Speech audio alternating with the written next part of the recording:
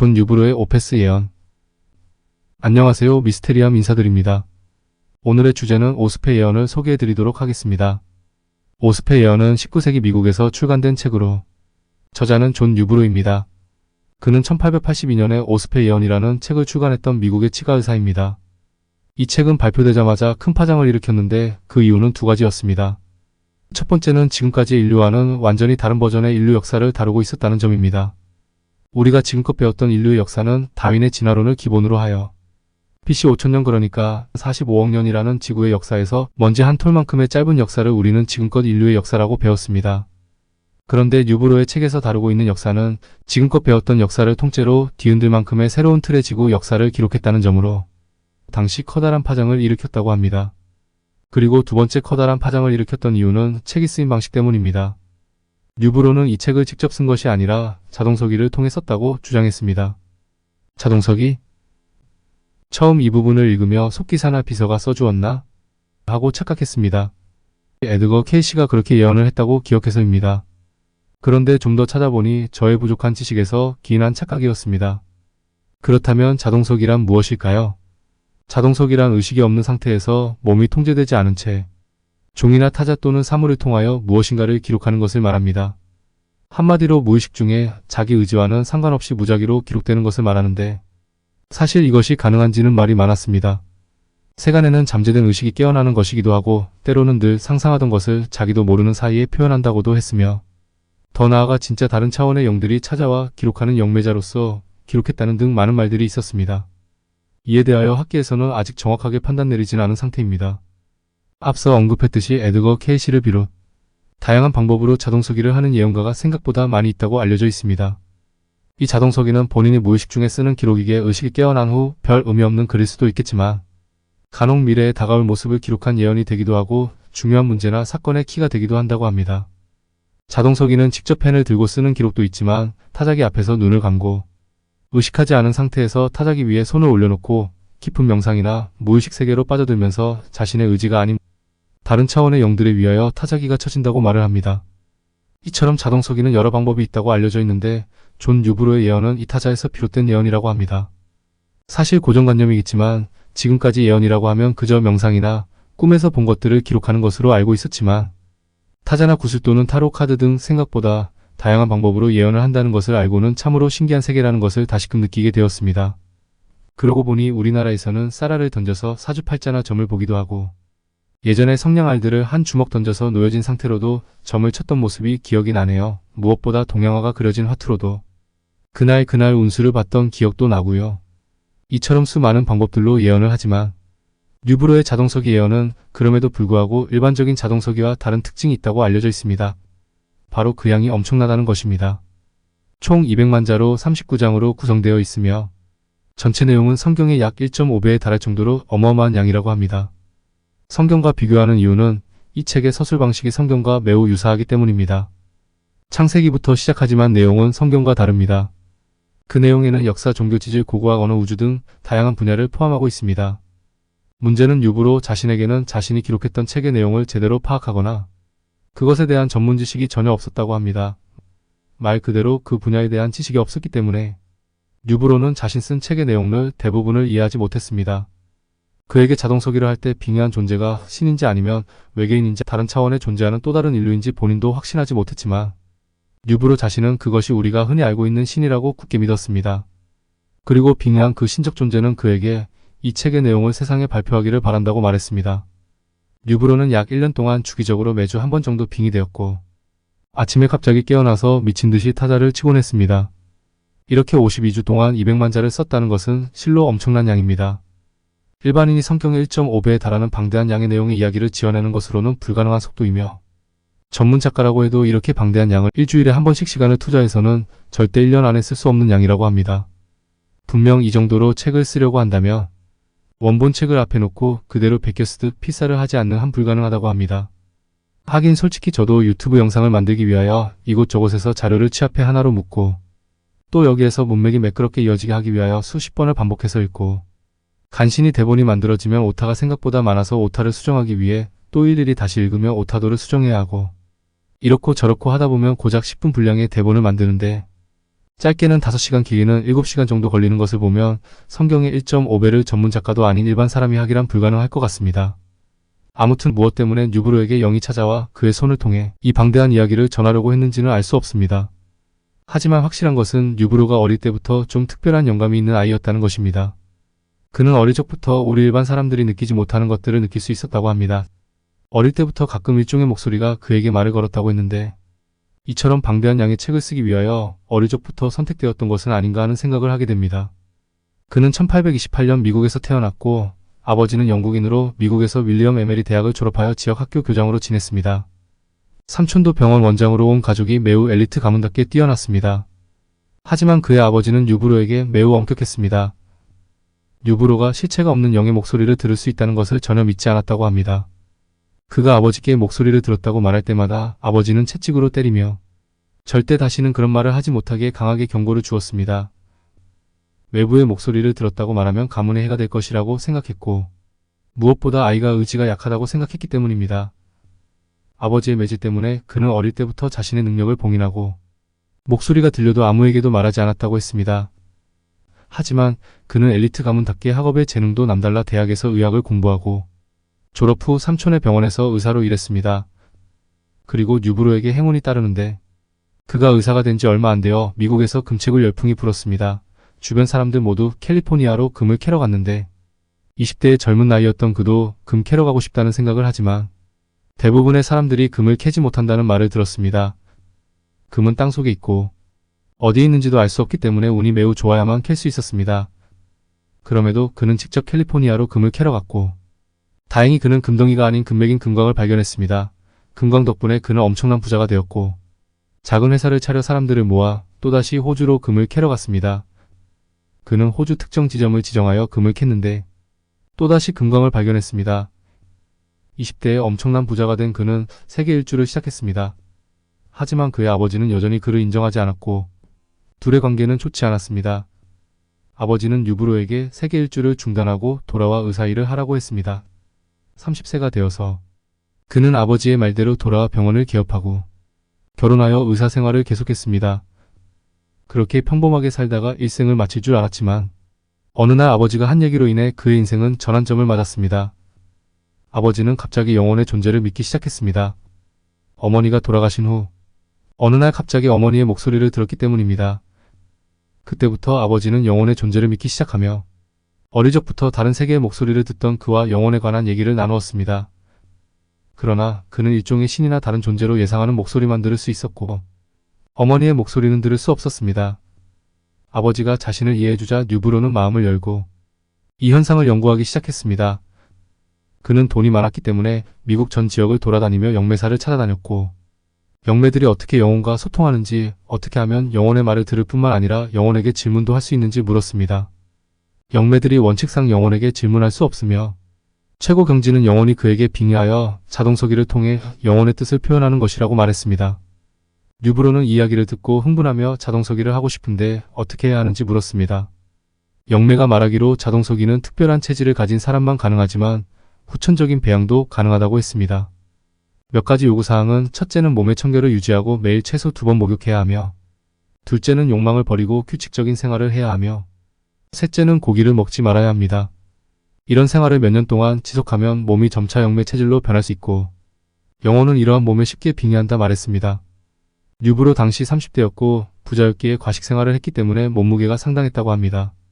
하지만 영매가 되기 위해 생활 방식을 바꾸고 금욕적인 규칙적 생활을 시작했으며 고기를 먹지 않고 채소만 먹는 채식주의자가 되어 결국 6년 만에 몸무게를 감량했습니다. 그는 미국 전역을 돌아다니며 영매를 찾는데 15년을 보냈고 6년 동안 몸을 개조했습니다. 마침내 1881년 51세가 되었을 때 어느 날 아침에 깨어나자 갑자기 한 목소리가 타자기를 사라고 말했습니다. 당시 타자기는 매우 고급스럽고 희귀한 물건이었지만 그는 돈이 많았기 때문에 타자기를 샀습니다. 그 후부터 영혼은 매주 한 번 정도 그에게 빙의했고 타자를 치기 시작하여 이 책을 완성했습니다. 이 책은 인류 역사상 최초로 타자기로 작성된 책이라고 합니다. 내용이 너무 방대해서 직접 쓰기에는 거의 불가능합니다. 영은 그에게 완성하기 전에는 내용을 볼 수 없고 다 쓴 후에야 볼 수 있다고 말했습니다. 그래서 그는 1년 동안 계속 타자를 쳐서 원고를 모았고 마침내 어느 날 그 영이 완성했다고 알려주면서 원고를 정리하여 1882년에 책으로 출간했습니다. 그렇다면 치과 의사에게 빙의한 영혼이 오스페를 통해 우리에게 무엇을 말하고 싶은 걸까요? 내용이 너무 방대하기 때문에 전부 이야기하기에는 불가능하고 몇 가지 중요한 내용만 살펴보겠습니다. 이 책에는 아주 흥미롭게도 우주와 지구는 어떻게 형성되었는지, 인류는 어떻게 나타났는지, 인간의 삶은 무엇을 위한 것인지, 사람은 왜 죽게 되는지 등등 다양한 주제에 대한 해석이 담겨 있습니다. 먼저 책의 내용에 따르면 이 세상에는 두 가지 존재만 있다고 합니다. 하나는 S라고 불리는 정신체이며 특징은 눈에 보이지 않지만 매우 강한 에너지를 가지고 있습니다. 다른 하나는 코퍼럴이라고 불리는 물질이며 정신체와는 정반대로 눈에 보이지만 에너지가 매우 약합니다. 따라서 우리에게 보이는 세상은 모두 코퍼럴 물질로 이루어져 있고 우리 눈에 보이지 않는 소위 말하는 영혼, 천사신 등은 모두가 S입니다. 또한 이 책에 따르면 세상은 세 개로 나뉘는데 첫 번째 세계는 유형입니다. 모든 쿠퍼가 이 세계에 존재하고 흔히 물질 세계라고 불리며 우리가 살고 있는 세계를 뜻합니다. 우리에게 보이는 유일한 세계이기도 합니다. 두 번째와 세 번째 세계는 모두 S형체로 구성되어 있으며 우리 눈에는 보이지 않습니다. 다만 이 두 세계의 차이는 밀도의 차이에 있다고 합니다.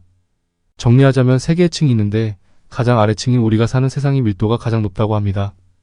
위로 올라갈수록 밀도가 낮은데 이 밀도가 낮을수록 S들의 존재가 살지만 그들 간에도 등급이 따로 있어 2층과 3층으로 나뉜다는 것입니다. 이 말인즉 우리가 흔히 말하는 3계를 뜻하기도 합니다. 가장 높은 층의 S들은 2층에 존재한다는 S들보다 훨씬 업그레이드된 영적 존재들이라고 보면 될 것 같습니다. 물론 이 책에서는 세상의 모든 이치를 담고 있다고 알려져 있는데 그 양이 너무 방대하고 엄청나 전부 소개해드릴 수는 없을 듯하여 책의 내용을 간략하게 정리하고 마치도록 하겠습니다. 첫 번째, 우주의 기원과 구조. 에스퍼는 우주의 기원과 구조에 대한 설명을 제공합니다. 이 책은 여러 영적 존재들과 그들이 인간 세계와 상호작용하는 방식을 설명합니다. A. 우주의 기원. 뉴브로는 우주가 영적 존재들의 창조 활동으로 시작되었다고 설명합니다. 그는 이 존재들을 에테리온 또는 하이저라고 부릅니다. 이 영적 존재들은 신가드가 같은 역할을 하며 이들은 우주의 법칙과 질서를 정립하고 유지합니다. 우주는 여러 차원과 계층으로 나뉘어 있으며 각 차원은 특정 영적 존재들에 의해 관리됩니다. B. 우주의 구조. 우주는 물질계와 비물질계로 구성되어 있습니다. 물질계는 우리가 인식할 수 있는 물리적 세계를 포함하며 비물질계는 영적 세계를 포함합니다. 비물질계는 여러 층으로 나뉘어 있으며 각 층은 다양한 영적 존재들이 거주하고 활동하는 공간입니다. 인간은 죽음 이후에 비물질계로 이동하며 그곳에서 영적 진화를 경험합니다. 이 과정에서 영적 존재들과 상호작용하며 새로운 깨달음을 얻습니다. C. 영적 존재와 인간의 상호작용. 뉴브로에 따르면 영적 존재들은 인간의 삶에 깊숙이 관여하며 인간이 영적으로 성장하고 진화할 수 있도록 돕습니다. 이들은 종종 인간에게 메시지를 전달하거나 영감을 주며 인간이 더 높은 차원의 깨달음에 도달할 수 있도록 안내합니다.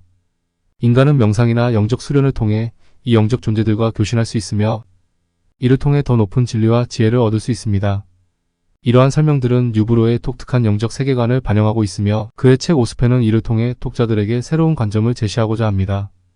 이 책은 복잡한 우주 구조와 영적 존재들의 역할을 설명하며 인간이 영적으로 성장할 수 있는 방법을 탐구합니다. 두 번째, 인류의 역사. 책은 고대 문명과 인류 역사의 영적 측면에 대해 상세하게 다룹니다.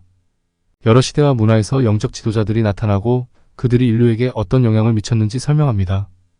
여기에는 부처, 예수, 공자와 같은 인물들이 그들의 가르침을 통해 사회적 변화를 이끌었습니다. 세 번째, 영적 진화. 뉴브로는 인간의 영혼이 여러 생을 거치며 진화한다고 주장합니다. 이 과정에서 영적 성장과 깨달음이 중요하다고 강조합니다. 결국 환생을 통하여 자신을 완성시킨다고 주장했습니다. 네 번째, 예언. 오스페는 미래에 대한 예언도 포함되어 있습니다. 뉴브로는 인류가 영적 깨달음을 통해 더 나은 사회를 구축할 것이라고 예언합니다. 그는 또한 자연재해, 사회적 변화, 그리고 영적 각성의 시대가 올 것이라고 예언했습니다. 다섯 번째, 윤리와 도덕. 책은 인간이 따라야 할 윤리적 원칙과 도덕적 가르침을 제시합니다. 이는 사랑, 자비, 그리고 진실성을 강조하며 모든 존재가 서로 연결되어 있다는 개념을 포함합니다. 뉴브로의 예언은 주로 인류의 영적 각성과 진화에 초점을 맞추고 있습니다. 그는 인류가 점차적으로 더 높은 영적 상태로 나아갈 것이라고 믿었습니다. 이 과정에서 사회적, 정치적 변화가 일어나며 궁극적으로는 더 평화롭고 조화로운 세상이 도래할 것이라고 예언했습니다. 오스페는 당시에는 논란이 많았지만 오늘날에도 일부 영적 탐구자들 사이에서 연구되고 있는 중요한 문서입니다. 오늘도 새로운 미스테리를 전해드리고자 나름 노력은 했지만 역시나 난해하고 많이 어렵다는 생각을 합니다. 그럼에도 조금씩 지식도 쌓이고 좀 더 성장해가는 미스테리함이 되는 과정이라고 여기며 오늘의 영상을 마치도록 하겠습니다. 감사합니다.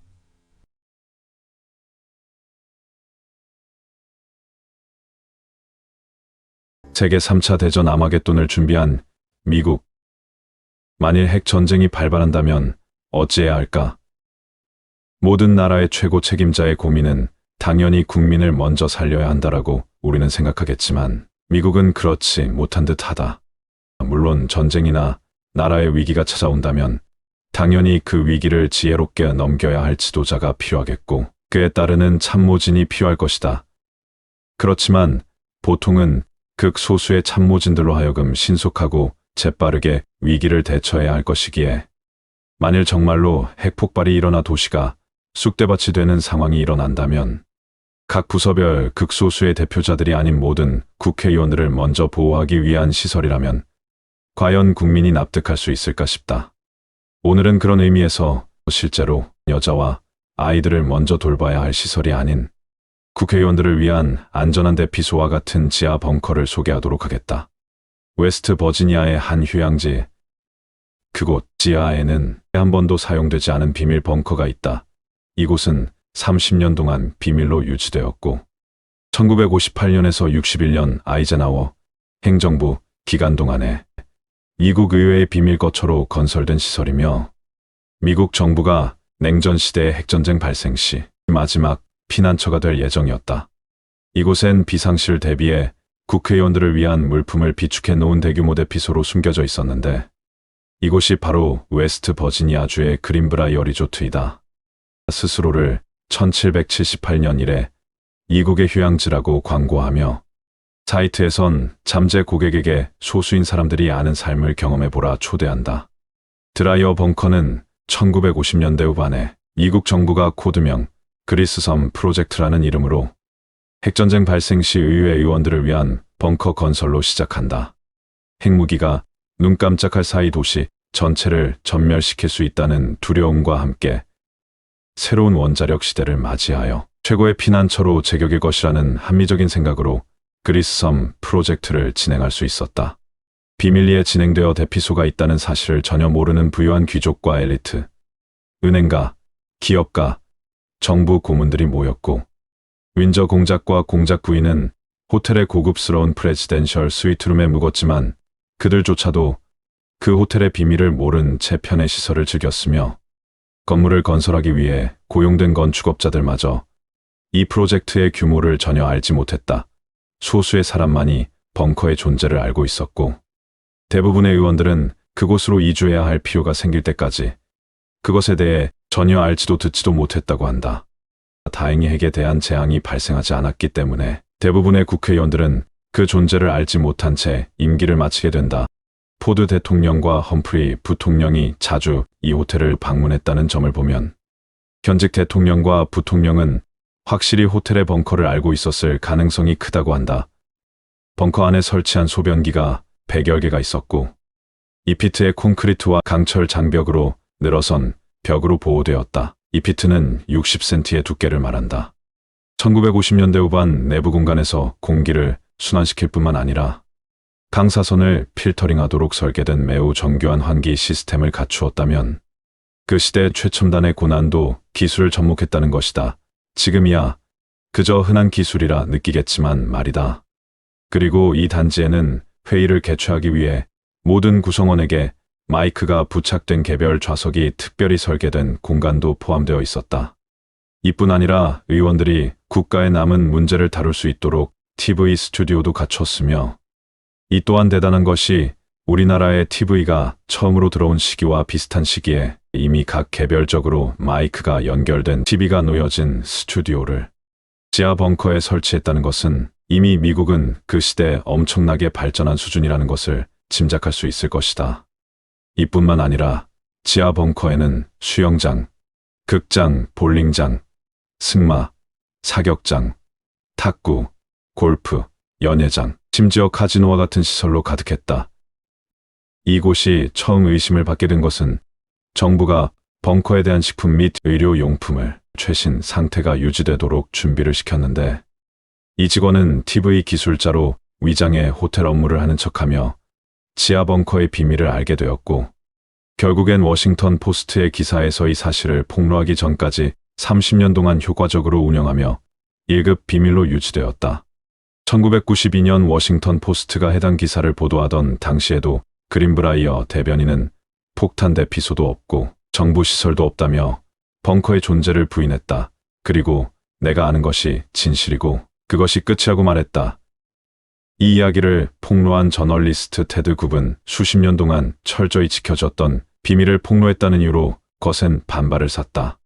테드 굽은 1992년까지 그린브라이어 벙커가 이미 너무나 구식이었고 현대 기술에 직면하여 더 이상 그 목적을 달성할 수 없다고 주장하면서 자신의 폭로 결정을 변호했고, 정부가 폭탄 보호소 시설을 다른 1급 비밀 장소로 옮겼는지 여부는 아직 모른다고 덧붙였다. 현재까지 비밀은 계속되지만 벙커는 그렇지 않다. 그린브라이어 벙커 투어를 누구나 할 수 있도록 개방했으며 핵폭발을 견딜 수 있는 방사능 방지시설과 153개의 객실을 갖춘 44개의 개별 장소와 부엌엔 60일 동안의 식량이 비축되어 있었고, 국회의원을 위한 수면 공간용 금속기층 침대를 갖춘 18개의 기숙사가 있었고 각각 60명을 수용할 수 있다. 의료, 장비와 물품을 갖춘 진료소와 400명이 식사할 수 있도록 설계된 주방 등을 구경할 수 있다.